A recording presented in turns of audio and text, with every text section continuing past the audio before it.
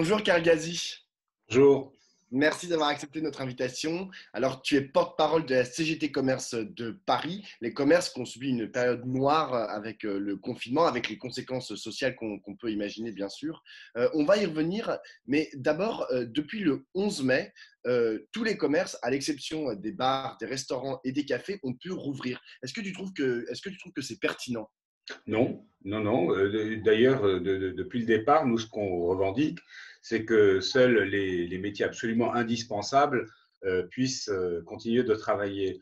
Or, sous couvert de commerce alimentaire, on a des grandes surfaces qui ont vendu plein d'autres choses que du strict alimentaire et du strict nécessaire, ce qui a mis en danger, bien évidemment, non seulement les salariés concernés, mais également la clientèle, puisque les commerces sont devenus des lieux de concentration de risques euh, très élevés.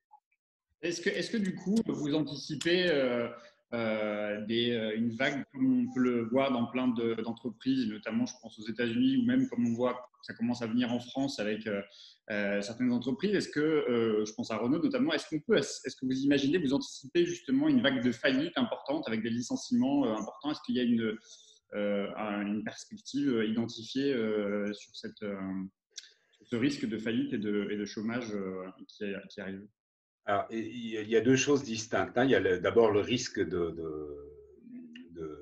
comment dire, de faillite au sens large, ou d'entreprises qui ne vont pas résister à cette période. Et puis, il y a le risque de chômage qui, bien sûr, est lié au risque de faillite, mais qui n'est pas complètement lié au risque de faillite. C'est-à-dire qu'il y a un risque d'opportunisme des entreprises, de se saisir de la période, y compris celles qui ne sont pas réellement en difficulté, pour mettre en place des réductions d'effectifs importantes. Sur les faillites, il y a d'ores et déjà des entreprises qui sont en procédure judiciaire. Ce sont des entreprises qui ont pignon sur rue, qui sont connues, mais qui étaient déjà en difficulté avant la crise et la pandémie. Ces entreprises-là, évidemment, n'ont pas résisté à la crise. Et puis d'autres pour lesquelles le contre-coup de la crise va intervenir plus tard. Actuellement, elles bénéficient d'aides qui leur permettent de tenir. Combien de temps vont-elles tenir? On ne le sait pas. En tout cas, il y a un vrai risque pour ces entreprises-là. Et le risque derrière, c'est un risque de concentration encore supplémentaire du commerce entre quelques opérateurs, puisque on en parle beaucoup moins, mais les gros risques de défaillance aujourd'hui, ce sont pour les très petites entreprises et pour les PME du commerce. Après, comme je le disais, il y a aussi un risque qui est plus qu'un risque, qui est déjà avéré sur l'emploi, avec des attaques très fortes sur l'emploi dans plusieurs entreprises, y compris parmi les plus grosses et parmi les plus solides, qui profitent de l'effet d'aubaine, si je puis dire, de la pandémie pour s'attaquer à l'emploi. Pas seulement l'emploi d'ailleurs, on peut peut-être l'évoquer dès maintenant, les salaires. Il y a des entreprises qui proposent d'ores et déjà des accords de réduction de salaire, comme d'autres profitent de la pandémie pour casser complètement le cadre de la régulation du temps de travail, en imposant du travail de nuit, en faisant exploser les horaires. Et je ne pense pas que ça soit juste des ballons d'essai qui resteront sans lendemain après la pandémie. Je pense qu'ils vont continuer de pousser derrière, comme le fait le MEDEF et comme le fait le patronat européen, pour profiter de la pandémie, pour s'en prendre à tout un tas de règles qui régissent aujourd'hui le travail en France. On va revenir sur la question du travail, du droit du travail, mais juste, tu as parlé de ces petites entreprises, de ces petits commerces qui bénéficiaient quand même d'aides qui aujourd'hui leur permettent en fait de tenir la tête hors de l'eau, et tu ne sais pas pour combien de temps. Mais qu'est-ce que tu penses qui aurait dû être fait? Qu'est-ce que le gouvernement, qu'est-ce que l'État aurait pu faire en fait pour sauver ces commerces? Aller Alors, encore plus loin, donner encore plus d'aide, plus longtemps. je pense qu'il y a il y a deux actions. Une de court terme qui était effectivement d'ouvrir un peu la vanne des aides pour le maintien de l'emploi exclusivement, parce que même si ces entreprises ne sont plus en mesure de travailler dans les circonstances actuelles, il faut arriver à maintenir cet effectif qui est quand même un effectif formé, qui a des compétences professionnelles importantes et dont on aura besoin de toute façon par la suite pour retourner au travail et pour refaire travailler les entreprises. Ça a été fait pas de manière massive et les aides ne sont pas allées spécifiquement à l'emploi, même si on ne peut pas dire que rien n'a été fait non plus. Le dispositif, par exemple, de chômage partiel a aidé probablement à empêcher qu'il y ait plus de licenciements, même si on a vu des détournements assez fréquents de ce dispositif, avec d'une part des petites entreprises qui mettaient les salariés en chômage partiel, mais qui les contraignaient à continuer de travailler, ou qui, à l'occasion de la mise en place de ce dispositif de chômage partiel, ont cessé de reverser des salaires aux salariés qui se sont retrouvés sans le sou et sans recours, alors que l'entreprise touchait les aides en même temps. Justement, tu l'as un peu évoqué aussi, mais parmi les grands gagnants de la crise, il y a les grandes surfaces et les supermarchés qui, eux, ont pu rester ouverts pendant toute la période du confinement et les personnels ont joué le jeu pour la peine, parfois d'ailleurs au péril de leur santé. Mais les dirigeants, les actionnaires, ils sont fair play d'après toi. On a entendu certaines entreprises, certaines grandes enseignes, je pense à Carrefour, évoquer des grandes primes pour toutes celles et tous ceux qui sont restés pendant la durée du confinement travailler dans les grandes enseignes. Là-dessus, sur ces augmentations de salaire, sur les primes promises, c'est quoi le retour que tu as, notamment à Paris? Alors, déjà, ce ne sont pas des augmentations de salaire, ce sont des primes. Ces métiers dont tout le monde aujourd'hui reconnaît le caractère indispensable, l'utilité sociale, c'est un terme repris par Macron lui-même, ces métiers restent toujours collés au SMIC. Ça, c'est une réalité qu'il faut rappeler, collés au SMIC et des SMIC partiels pour la plupart, puisque ce sont pour beaucoup d'entre eux des salariés et eux à temps partiel imposés. Aujourd'hui, lorsque la prime est versée, évidemment, une prime, c'est ponctuel, ça ne résout pas dans la durée les problèmes d'argent importants que rencontrent ces salariés. Lorsque ces primes sont versées, puisque dans beaucoup de cas, elles ont été assorties de conditions extrêmement mesquines. On a tous entendu parler du cas du salarié qui a travaillé, qui a été victime du Covid-19 et qui a vu sa prime amputée à cause de son absence liée au Covid-19. Il y a quand même beaucoup de mesquinerie qui nous remonte à droite et à gauche. Et puis, c'est là, par exemple, que beaucoup de salariés en situation d'auto-entrepreneuriat, puisque on le sait pas beaucoup, mais ces entreprises de la distribution ont recours, par exemple, pour des mises en rayon, etc., à des auto-entrepreneurs. Et bien, ces auto-entrepreneurs se sont aperçus qu'ils n'étaient pas salariés à cette occasion-là et que de ce fait, ils n'étaient pas bénéficiaires de ces primes. Donc, derrière beaucoup de com, il y a quand même énormément de mesquinerie et ce goût immodéré et persistant de la grande distribution pour la compression de la masse salariale. Alors, ce n'est pas les seuls grands gagnants, il y a d'autres grands gagnants, c'est les plateformes de vente en ligne, notamment Amazon, qui avait notamment qui avait dû fermer ses entrepôts pour non-respect des évaluations de risque liées au coronavirus. Mais là, Amazon, on sait depuis quelques jours, commence à réouvrir ses entrepôts. D'après toi, ils vont se saisir en fait qui se sont déjà d'ailleurs saisis de cette période de confinement pour renforcer leur mainmise sur le marché en étouffant toujours plus les commerces de quartier? C'est assez évident, mais les victimes d'Amazon ne sont pas que les commerces de quartier. C'est l'ensemble y compris de la grande distribution, qui est en grande difficulté aujourd'hui face à Amazon. Là encore, on est dans un phénomène qui date d'avant la pandémie, puisque la grande distribution française, donc, a toujours considérer ces établissements comme des tiroirs caisses. Tant que l'argent rentre, on ne se pose pas de questions, le fric rentre, c'est l'essentiel. Ne s'est jamais projeté dans l'avenir, n'a jamais pris les tournants stratégiques quand il aurait fallu les prendre et s'est retrouvé complètement dépassé aujourd'hui par des acteurs comme particulier Amazon, qui est archi-dominant et qui a constitué de fichiers de connaissances individuelles de ses clients qui sont à des années-lumière de ce qu'a jamais constitué, par exemple, la grande distribution, hein, les fameuses cartes fidélité où il y avait 2-3 informations. Ce n'est rien par rapport à tout ce que c'est Amazon sur vous et sa capacité commerciale de ce fait, qui est sa force de frappe qui est très importante, et une force de frappe qui a augmenté évidemment pendant la période du confinement parce que les pouvoirs publics n'ont pas joué le rôle. C'est-à-dire qu'on ne peut pas dire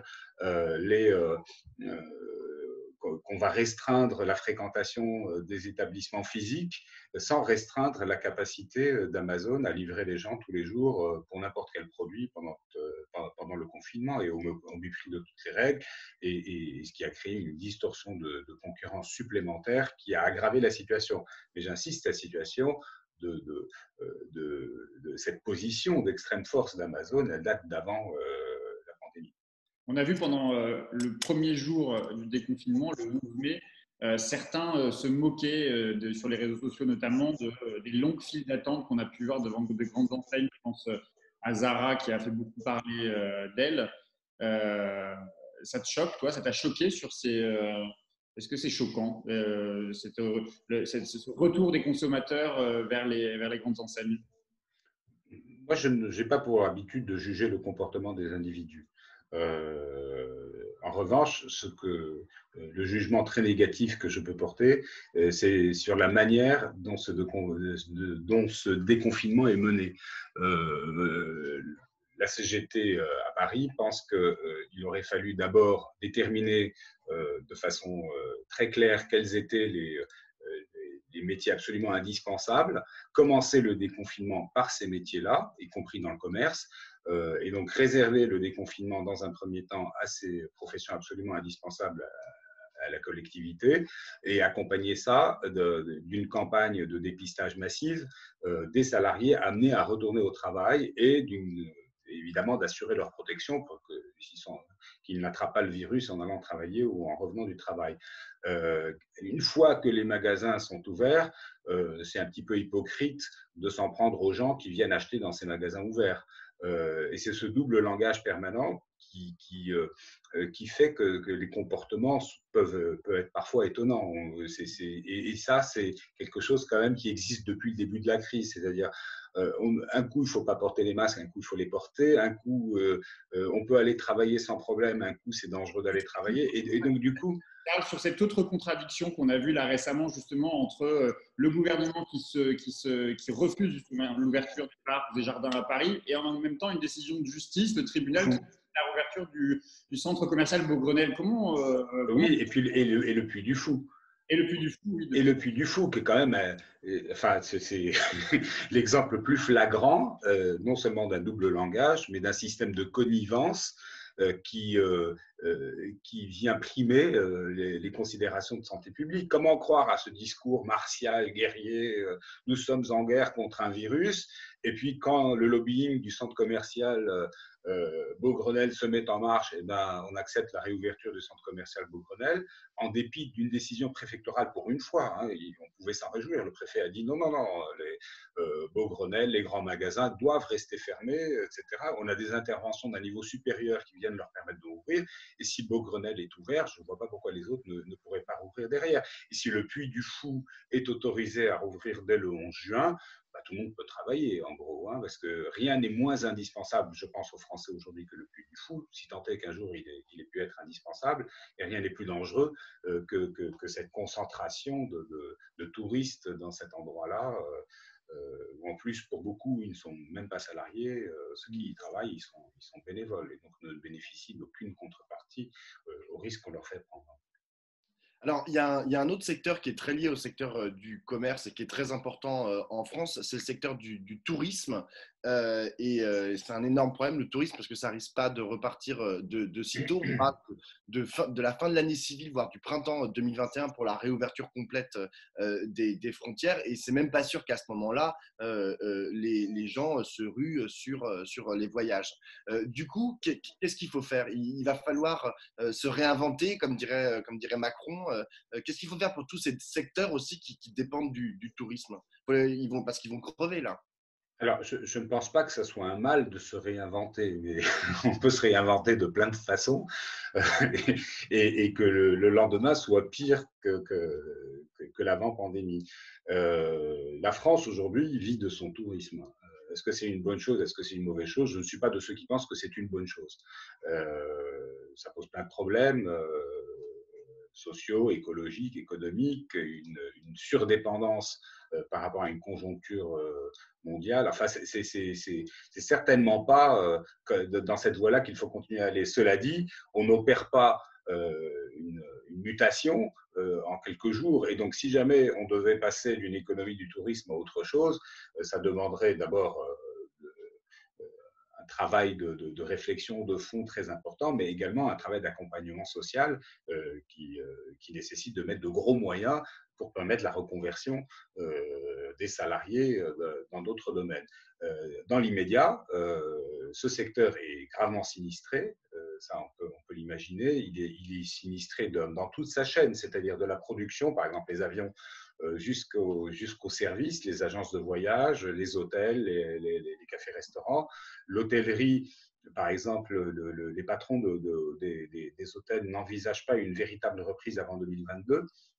Donc, si on laisse les choses en l'état, on va, là encore, dans ce secteur-là, se retrouver avec une surconcentration entre les mains de quelques opérateurs, voire de 2 ou 3 opérateurs qui vont, et ça ne va certainement pas faire du bien pour la suite. Je pense aussi aux agences de voyage. Voilà, donc ce qu'il faut, c'est évidemment, dans l'attente d'une mutation qu'on appelle tous de nos voeux de l'économie vers autre chose, il faut mettre des moyens très importants pour la protection des salariés, pour la préservation des moyens productifs, bien sûr, mais également ne pas s'arrêter à l'industrie et aux choses qu'on considère comme étant les plus stratégiques, comme bon, tout le monde pense évidemment à Airbus ou à Air France, etc., mais également ces dizaines et ces centaines de milliers de salariés qui travaillent dans les services liés au tourisme et dont les emplois sont en danger, salariés particulièrement fragiles, parce que c'est une population relativement peu qualifiée, précaire, avec des salaires extrêmement faibles, et qui est aujourd'hui parmi les principales victimes de la pandémie. J'ai une dernière question, Karl, justement sur les aides à ces grands secteurs de l'économie qui vont être impactés, que sont le tourisme, que sont l'industrie et même les commerces. Emmanuel Macron et Angela Merkel ont annoncé la création d'un fonds de dotation de 500 milliards d'euros qui serait non pas, qui serait d'ailleurs de manière assez inédite si ça devait être confirmé, une aide vraiment financière, c'est-à-dire du cash pour les régions et pour les secteurs impactés. Vous, à la CGT, vous dites quoi? C'est plutôt bienvenu que l'Europe se mêle justement, se coordonne, crée une dette qui serait une dette remboursable par l'ensemble des pays. Il faut y croire, il ne faut pas y croire. C'est une bonne nouvelle, c'est bien, c'est pas bien.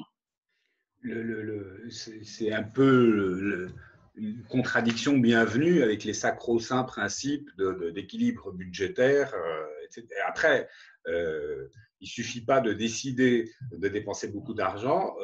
La question, c'est dans l'immédiat, c'est comment cet argent va-t-il être dépensé? Est-ce que cet argent va d'abord et en priorité servir au maintien de l'emploi ou est-ce qu'il va servir indirectement à maintenir les dividendes des actionnaires, hein.